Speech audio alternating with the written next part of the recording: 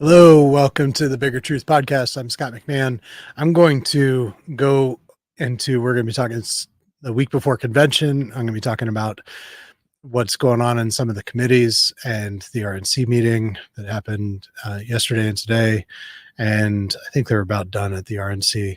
I've got some sources that are there in a lot of these committees. And so I'm just kind of sharing some inside baseball about what's going on.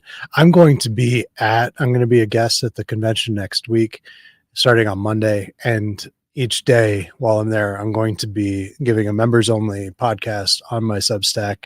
So, and that'll be for members only. I'm kind of doing a fundraiser here. If you're not a member, if you could please join, I would sure appreciate it. It would help me to continue to do what I'm doing, and which is investigating not just the causes of division within the party, but really the nationwide operation to destroy the party and from within, and to destroy the conservative populist, conservative grassroots movement in throughout this country. So I just dropped a story today, a really big story about the alternate electors in Michigan in particular, but really it affects all of the indicted alternate electors in all of the swing states except for Pennsylvania. And so I went into a lot about the causes, and this is a story that really has not been told, to my knowledge, anything like this. So if you haven't seen that yet, it's on my Substack. I'll link to it in the show notes here. So I'm going to talk about should have silenced my phone beforehand. I'm going to talk about the platform committee, the rules committee, and the credentials committee. These are all there's quite a bit that's happened already just this week, and we're only halfway through the week on for this week before the convention.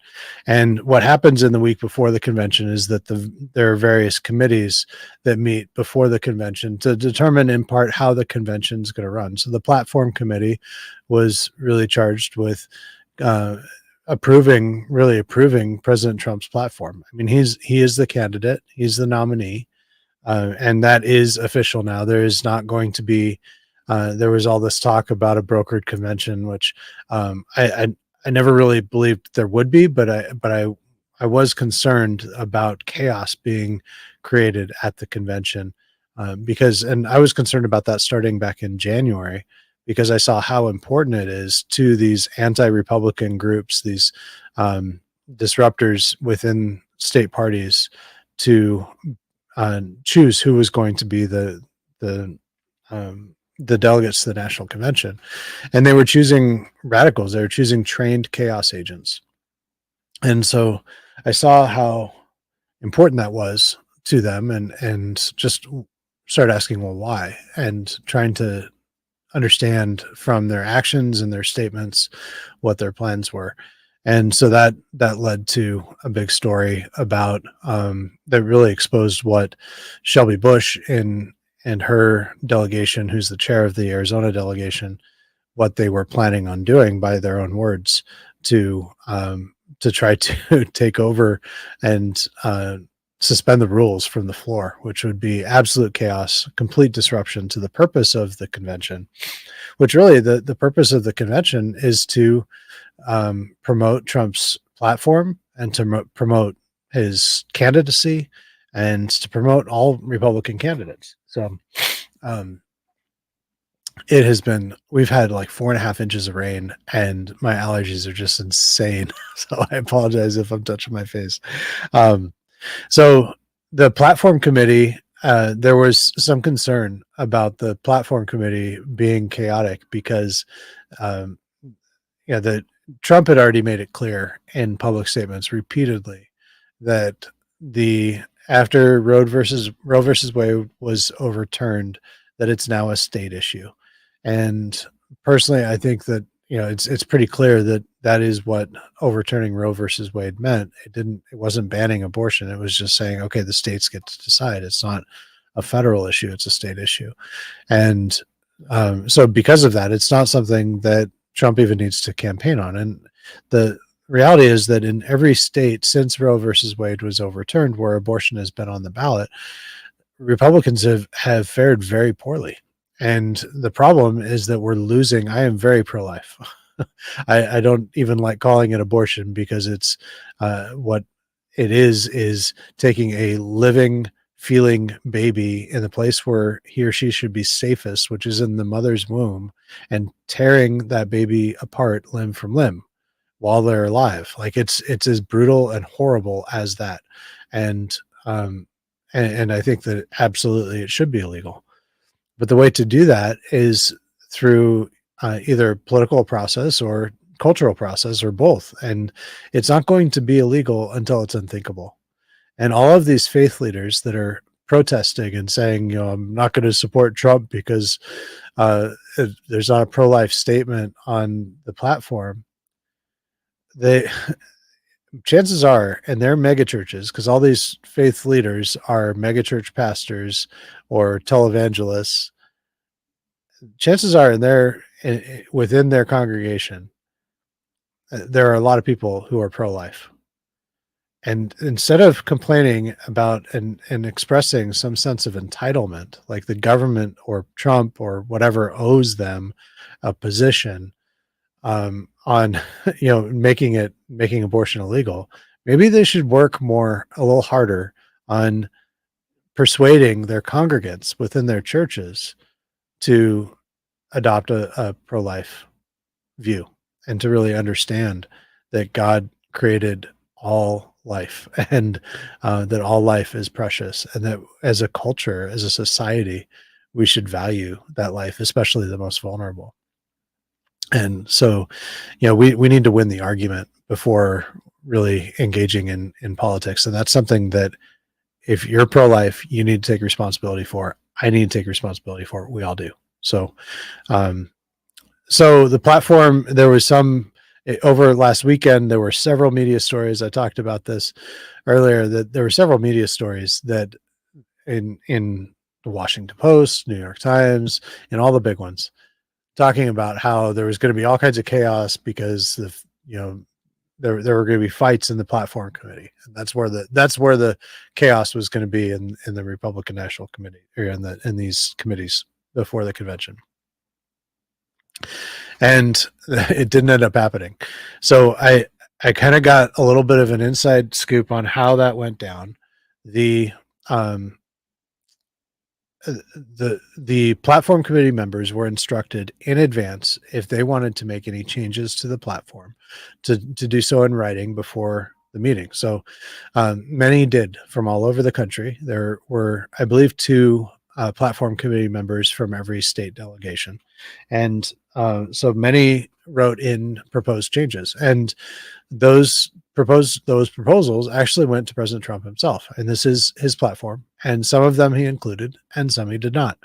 One that he included, one that stood out to me, that I thought, okay, that's kind of odd, is one about elections, that there should be only one day of voting, um, and paper ballots only. um, and I just it just stood out to me as being not quite consistent with the messaging that I've heard from Trump directly, especially over the last 6 months. And so it turns out that was one that was kind of added, or at least adopted by, because there were several people in each state. Now they wanted to. One of the things that Shelby Bush had said in that training meeting that I had documented back about a month ago now was that they wanted to have put a resolution on the floor of the RNC, which is not what the National Convention's for. They wanted to put a resolution on the floor of the National Convention for a one day, one vote resolution, which was just silly, but they ended up getting that in the platform, and God bless them. That's fine. The reality is that the platform was passed. They had 2 days for the platform committee to meet. They only ended up meeting for just a couple hours.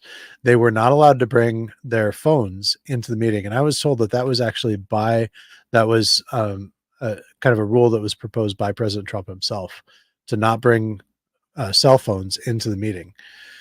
They really did not want chaos and confusion, especially around the platform. They wanted they wanted this is the president's platform. He's running on this. He should clearly have a say in what what he wants to run on. Um, and he is the most popular nominee in terms of the margin of victory. Nikki Haley, I think it was last night, she released her delegates, which is a huge deal. So her delegates are no longer bound. She's released them. So everyone can now vote for Trump. And I would expect that everyone, or at least very nearly everyone, will. Um, so um, yeah, the platform was a success, and it ended up voting. It passed in just a couple hours. 84-18 was the vote, and that's the platform committee. Rules. Now, rules is pretty big. Joe Neglia in Arizona, the rules for thee but not for me parliamentarian, was actually removed from the rules committee. That was one of the concessions as when all that drama unfolded. And I have a close contact, a close source within the rules committee, and they met tonight for this evening for about an hour and a half. Apparently, there was a delegate on the rules committee from Georgia, and I will work on getting his name. I don't know his name. If you're in Georgia and maybe you know who this is, and I'd love to know more about this fellow, because apparently he hogged the mic the entire time and made something of a name for himself, but it was he did not endear himself to the Trump team or the RNC or most of the people in the room, apparently. And he was talking about all the rules changes that needed to happen and all the rules changes that he submitted. So apparently this is being run somewhat similarly to the platform committee, where any changes that would be proposed in the committee had to be done. So the rules were that it had to be submitted in writing in advance.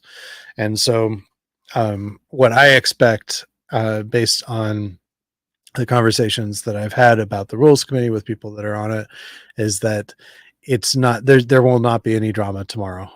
Tonight was just kind of an introduction kind of thing, and they have they've got rules in place that they've been working on these rules. The RNC has been working on these rules for 4 years. These are rules for how the national convention is to be run. Now, prime time every evening is going to be like, it's going to be a show. I mean, this is a show to the American people so that they can see what the Republican Party is about this year, what President Trump and his campaign is about this year. This is what next week is going to be about, is just showing, creating a lot of energy around. There's going to be all kinds of celebrities. There's going to be, they're talking about surprises. That there's an excellent article in Axios that I'll link to that talks about some of, kind of what we can expect. And I think it's accurate. It's going to be fun. It's going to be inspiring. It's going to be motivating. And that's what they want. And that's what it should be. This is not a place for people to express their rights or to have their voice heard in front of the floor on the convention. That's not what this is about. This is about President Trump. This is about supporting all the Republicans that are running in nationwide and statewide races. And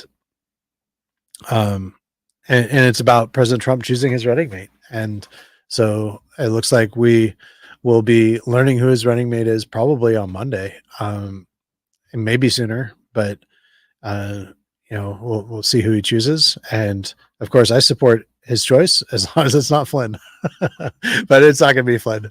And ironically, Ivan Raiklin just yesterday or the day before, I think it was just yesterday, he posted a meme, a Trump Flynn 2024 meme, just yesterday, the day before.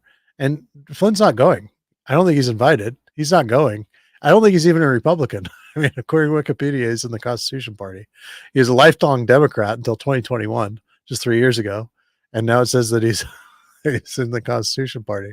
So why anybody thinks that he would be the vice president is just beyond me. I've got more information to share on that in the future. So that's that. they're just, I think Ivan Raiklin is doing that in order to try to build his following up so that they can manipulate them when they are disappointed. And that's part of their emotional manipulation that they engage in. So that's the rules committee. I think it's going to go, they're full. Tonight was just kind of like an introductory meeting. Tomorrow, my expectation is it's going to be over tomorrow. They're going to pass the rules tomorrow by a large vote. That's my expectation. And we'll see. Now, the credentials is another story. So today, Tyler Boyer, CEO of, I think he's CEO of Turning Point Action, CEO or COO, but he basically runs Turning Point Action. So with Turning Point, there's Turning Point USA, which is like the education arm. That's what Charlie Kirk does, the going to college campuses and the podcasts and public speaking and all that kind of stuff. And then there's Turning Point Action, which is the political activism arm, and Tyler Boyer runs that. So, and he is the RNC committeeman from Arizona, and he's stepping down after this convention. The newly elected RNC committeemen and women are going to become, they'll now be on the RNC, and the ones that they're being replaced with will be stepping down. So, so he's one that's stepping down. But apparently, at the meeting, I think it was today at the meeting, he made something of a scene about the credentials for Missouri, and I don't know if this is something that is is going to be anywhere else. So you might be hearing this only here. Maybe I'm breaking it. I don't know. I haven't really looked, but he made a motion apparently to credential the original delegation from Missouri. So you might have seen it made the rounds. And if you're still watching this now, how far into, I guess we're only 17 minutes into it, but if you're still watching this, that means that you're interested enough in what's going on within the party and the national convention that you're probably aware of what happened in Missouri. But if you're not, I'll explain very briefly. So the Trump team and the RNC, which, by the way, they're the same. They're the same. So especially after the convention, Trump victory are the RNC. They're one. After the convention, they are one. So Trump victory in the RNC. If you hear Trump victory, that means the RNC. If you hear the RNC, that means Trump victory. They truly are one. They're the same. So they have a lot of the same personnel, even already. And Chris LaCivita is the executive director of the RNC, and he's also Trump's campaign manager. So, and you got Laura Trump as the co-chair. That's one of the things that in the Flynn camp and all of the Flynn conservative podcasters, so-called independent podcasters that parrot his narratives, they are constantly complaining about the RNC, about them being rhinos and establishment and all this. The RNC, if they're complaining about the RNC, they're complaining about Trump. So, I think, that's a misunderstanding. So what happened in Missouri is the RNC basically notified the Missouri GOP, the state Republican Party in Missouri, that they had to elect a new slate of delegates because the convention in May, I think it was the beginning of May, was just straight up chaos. They had 5-hour credential process. And then from what I understand, what I've read in the stories about it, and I don't have any contacts in Missouri. That's something that I do want to work on in the future, but I don't have any close contacts in Missouri right now. But in the stories, I've read a few of the stories about it. And from what I understand, they only had one slate to choose from, and that was the truly grassroots for Trump slate. And, if they have to tell you they're truly grassroots, something tells me that they probably aren't actually. But they certainly call themselves grassroots, and not just grassroots, but truly grassroots, and truly for Trump, of course. And they probably think that everybody else isn't for Trump. That's certainly the way it is in Michigan and in Arizona. But yeah, so they actually told the entire delegation that they were disqualified. And this was the RNC committee, temporary committee for resolution disputes, which is a committee that exists just until the national convention. So that committee rules on disputes. And so it ruled on this dispute that the entire delegation was disqualified because they broke the rules. They broke their own bylaws in how that committee or how that convention transpired. So they had to elect a entirely new delegation. And I don't know what the difference is in the makeup. I don't know if there's anybody from the original delegation that was elected in the second time. I don't know. But I do know that the original delegation, this is a big deal for them not to go. And I think that the reason why that happened is because they didn't have a Carrie Lake, stepping in to schmooze and try to prevent the RNC from doing what they wanted to do. So, so that Tyler Boyer today at the RNC, he made a resolution to credential the original slate from Missouri. So you can see he is, this is Tyler Boyer. This is Turning Point trying to overrule the RNC. That's what this is. And I think that we will see, and I'm probably going to wait until after the election. I've got plenty of other things to report on, but I am going to be doing a deep dive into Turning Point eventually. And it may not be until after November. We do need to try to work with Turning Point between now and the election. We will see how things go and how Turning Point actually follows through with their promises. But there's a lot to be concerned about with Turning Point. I hear a lot of people, so many people come to me every week. I'm hearing from people, when are you going to write about Turning Point? Because there's a lot of people that have had negative experiences with the leadership in particular with Turning Point. So that will happen at some point. But I think that was very off color for Tyler Boyer personally. And from what I've been told, there may be a battle in the credential committee. So that's something to look out for. I'm working on a source in I have a contact that's on the credential committee. And so hopefully we can make contact and so that I can help inform you about what's going on within the credential committee. So I am going to do one more of these probably tomorrow, maybe Thursday, maybe Friday for the public. I'll probably do another one for members only. Please join my Substack. I would very much appreciate it. It's $5 a month, $50 for the year, $120 to be I think it's $120 for a founding member, which is just a huge help. And I would be very grateful if you would subscribe at that level. And I will give you also, in addition to having 1 year pass, you would also have, and the satisfaction and the knowledge that you've been a huge support to me. I will also give you a $20 gift coupon at my merch store. So you can buy a hat like this. I got some shirts and some other stuff. So that is that. Appreciate your support. Please check out the report that I put up today on the alternate electors. And I'll probably be doing a podcast about that just to explain it. There is a lot there. It was shocking to me. I've been working on this one for over a month. There is a lot there. And what we see with that, the bottom line is that Trump's team, the RNC, was infiltrated by people who were against the interests of Trump, and those people were running the election day operations, and that it even there are allegations that they actually, and these people are both connected with Flynn. One of them is connected with the Kochs, has a long-standing relationship with the Koch brothers, who are extremely anti-Trump, and there are allegations that they actually set up the alternate the alternate electors to ultimately become indicted. So that's what the story is about. All of those things. There's a lot of evidence that supports it.